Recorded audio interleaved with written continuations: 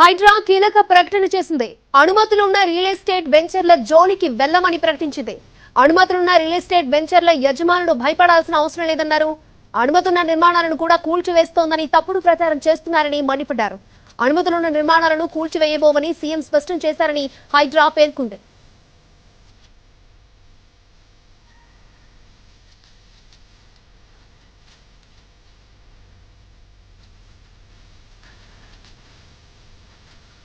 హైడ్రా కీలక ప్రకటన జారీ చేసింది. అనుమతులున్న రియల్ ఎస్టేట్ వెంచర్ల జోలికి వెళ్లమని ప్రకటించింది.